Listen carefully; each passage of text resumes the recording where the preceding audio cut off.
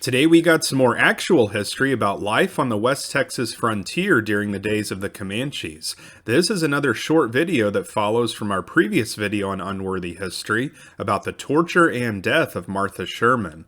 We are going to read about some of the events that followed directly after this attack on the Sherman home in the fall of 1860. We will be reading from this book, The West Texas Frontier by Joseph Carroll McConnel. This book was published all the way back in 1939.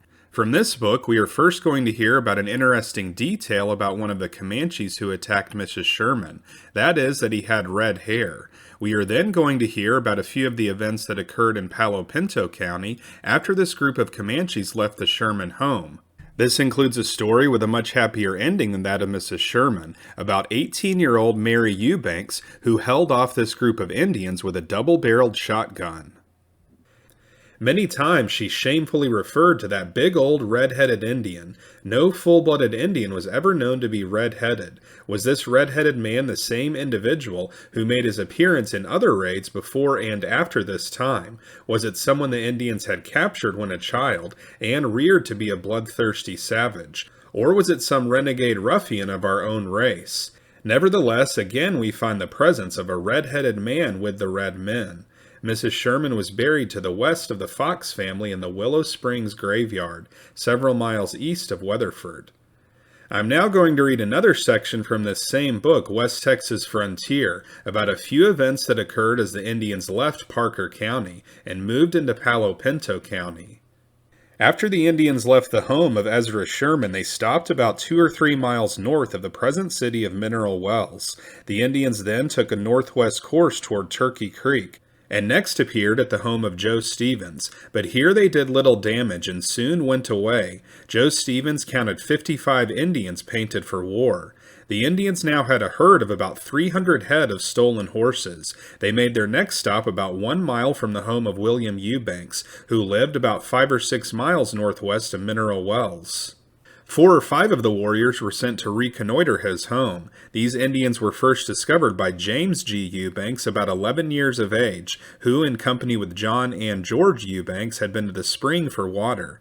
James told his mother and older sisters that his father was coming. The sister came out to see, but soon discovered the horsemen were Indians. The 3 Eubanks girls, Mary, age 18, Emily, 15, and Gus, 13, put on men's hats and stood on a bench stationed near the strongly fortified picket fence, and just on the inside of the yard. Only their heads and shoulders could be seen. Mary, the oldest girl, also armed herself with a loaded double-barrel shotgun. The Indians then dashed up as if they intended to make a charge, but when Mary pointed the gun as if she intended to shoot, the savages circled and rode away. Had these brave frontier girls become frightened, perhaps a different story would have to be related. Mary actually fired 1 shot and the gun kicked her from the bench. It had the desired effect, however, for the Indians appeared frightened and hurriedly made their retreat. The Indians then started toward the mouth of Big Keechee, a favorite Indian crossing, but it was not long before another unusual event transpired. During the dark hours of the night, William Eubanks, who was away when the Indians visited his home, and who was now returning, found himself surrounded by about 300 head of horses and 55 warriors. Since it was dark, it occurred to him that the safest thing to do was to remove his hat, assume a stooping position like an Indian, and follow the herd.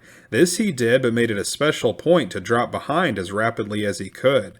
Finally, when he reached the timber and had an opportunity to slip away, he lost no time in reaching his residence on Turkey Creek. It was a rainy, misty night, but a bright moon was shining beyond the clouds. The Indians crossed Big Keechee above its mouth, and then took a westerly and northwesterly course toward Dark Valley. When the Indians crossed the rough country bordering on the breaks of the Brazos near the mouth of Keechee, they lost several of their stolen horses. Each of the 35 head of Mr. Brown's horses returned home, including the horse he was riding when killed. During the following day, when the Indians passed the home of Jal McKee, who then lived in Dark Valley, near the Flat Rock Crossing about 8 miles north of Palo Pinto and 7 miles southwest of Grayford, they took about 300 head of his horses. The Indians' herd now consisted of approximately 500 or 600 head, and was about 1/2 a mile wide. After leaving the home of Jal McKee, the Indians discovered Tom Mullins and Billy Knatzer. An exciting chase followed with the latter in the lead. Mullins and Knatzer, however, were not overtaken before they reached Ansel Russell's store, which was about 1.5 miles west of Grayford and on the old Fort Worth and Belknap Road.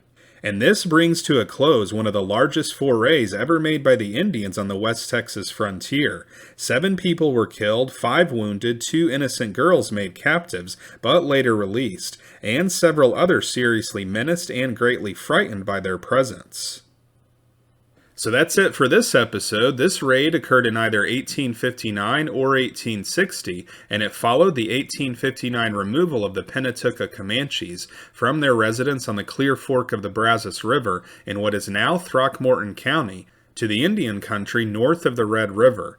These Comanches were moved following complaints about raids from people living on the West Texas frontier, but it is unclear if they were the group of Comanches who had committed the attacks that the settlers complained about. And it's also unclear if this was the same group that perpetrated this raid on the Sherman home. Thank you for watching this special edition of Unworthy History. This story was one that I had come across a long time ago when reading the story of General John Baylor's fight with Comanches that occurred around the same time and place. A link to that video is provided in the description of this video. This channel is called Unworthy History because we talk about actual history that is now deemed unworthy to show on history channels on TV. If you'd like to support the mission of Unworthy History, then consider joining our Patreon page. Patreon members will be recognized at the end of each episode, and they will have access to members-only videos, like the full video about the attack on the Sherman home. This video includes a much more graphic account from John Graves' 1960 book, Goodbye to a River, of the attack on Martha Sherman. You can also become a paid member of our YouTube channel. Members will have access to the same members-only videos that will be posted on Patreon, and those videos will be shown ad-free. So if you want to see more episodes like this, then be sure to like and subscribe, and we'll see you next time on Unworthy History.